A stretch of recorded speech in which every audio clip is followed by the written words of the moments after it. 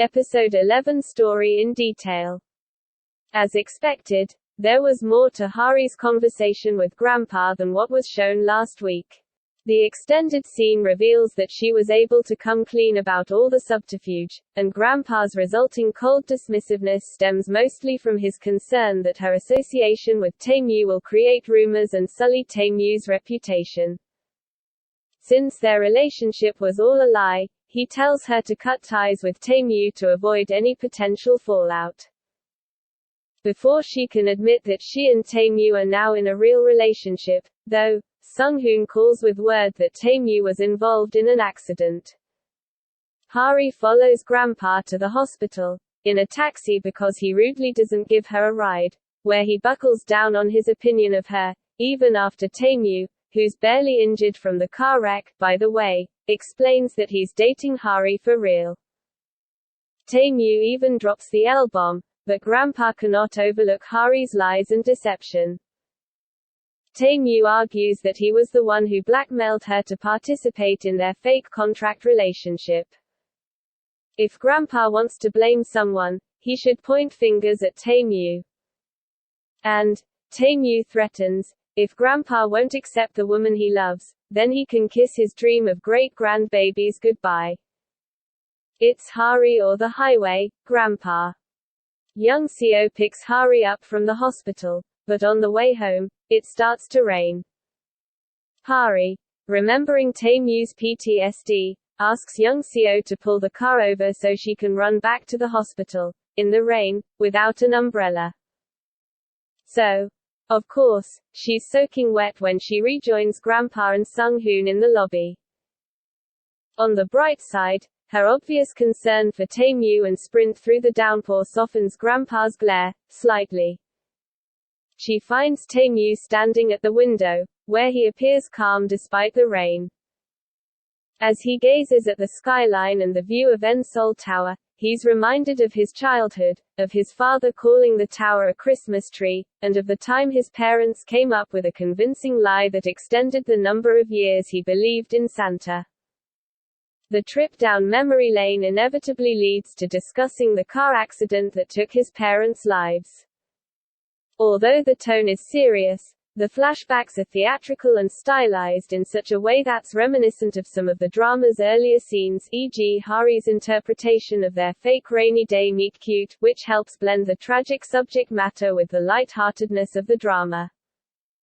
Taemu, predictably, ends his tale of woe with an admission of guilt, having blamed himself for the deaths. If only he hadn't insisted that they drive through the torrential rain so that they could spend his birthday at the theme park. But our unconventional heroine comforts him in an equally non-traditional way, by asking him if he blames her for his recent car accident, too. Of course not. He objects, and because he's so distracted trying to reassure her, he fails to notice her smile. See, she tells him, your parents wouldn't want you to blame yourself for their accident, just as you don't want me to feel responsible for yours. After unintentionally falling asleep at Taemu's bedside, Hari returns to work the next day and finds that she's at the center of a scandal, all thanks to that fart kazoo Yu-ra. In typical jealous girl fashion, Yu-ra believes Hari is the one who lit her dumpster relationship on fire, so she takes to the interwebs and posts a tell-all comment. She exposes both Hari's 7-year unrequited crush on Minwoo and her secret relationship with Taemu, and people jump to the conclusion that Hari is two-timing. While Grandpa and Sung-hoon keep Taemu in the dark about all the rumors so he can recover peacefully, Hari weathers the gossip storm and professional repercussions. Thankfully, her team members have got her back, and Kevin channels his own inner Archaeopteryx to shut down a pair of employees who are insulting Hari's looks and integrity. Hari is overwhelmed by their support and gathers them for a group hug, choking poor Kevin in the process. Young Seo also does her part to keep the rumors from reaching Hari's parents' ears, but she racks up a massive bill when she offers to cover the tab for all mom and dad's customers as a means of distraction. As young Seo cries over her 450,000 won receipt, Hari reveals that she's not going to hold Ura accountable. Hari feels that she's partially to blame for Ura's jealousy and insecurities. I understand taking the moral high ground, Hari, but Ura's actions affected your professional reputation. Sick young Seo on her. Back at the hospital, we're treated to some bromantic fan service as Sung-hoon helps Tae-mu put on his sweater. The intimate, almost but not quite a back hug moment is interrupted by a nurse, who bashfully scuttles away to give them some privacy. Alone again, Tae-mu playfully whispers in Sung-hoon's ear and tickles him under the chin because Sung-hoon's mini freakouts are the most adorable thing ever. Well, writer, if you want me to abandon my OTP ships, this is how you do it.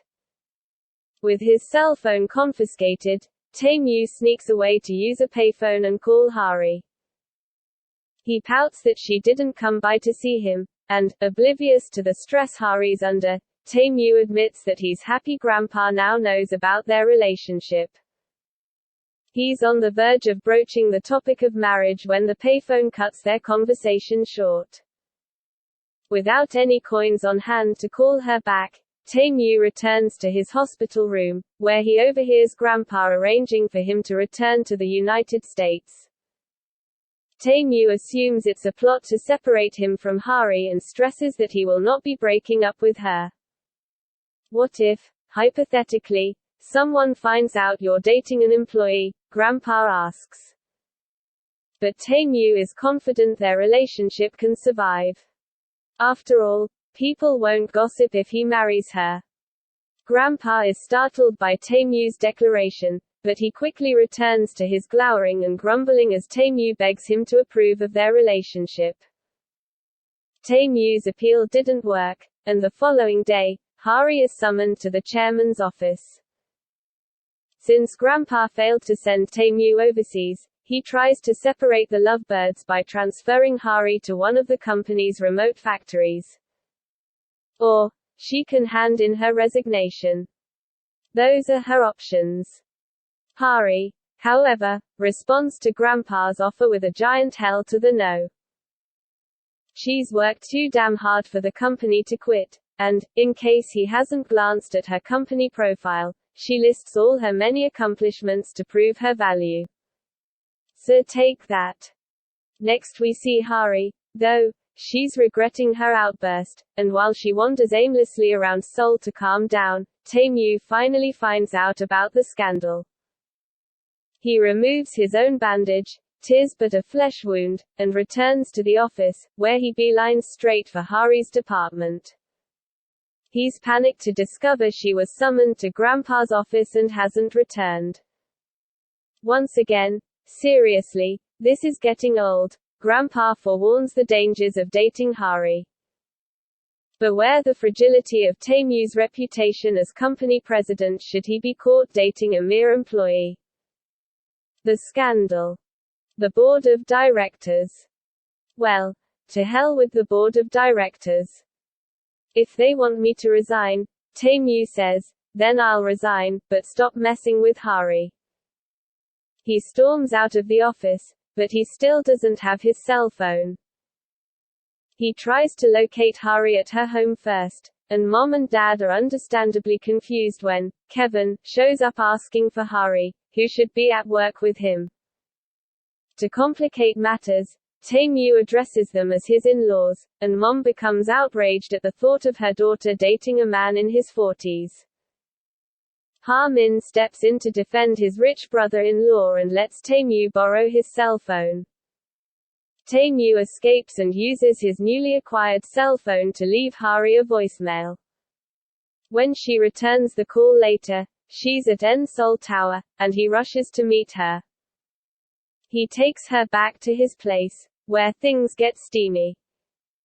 Their romantic evening starts out innocently, with a gentle back hug which turns into a tentative kiss. But then, oh my goblin. Tae-mu pushes her against the wall and increases the passion. That's all in this episode. We'll continue the story in the next video. Hope you like this video. Please subscribe to this channel to get more K-drama stories.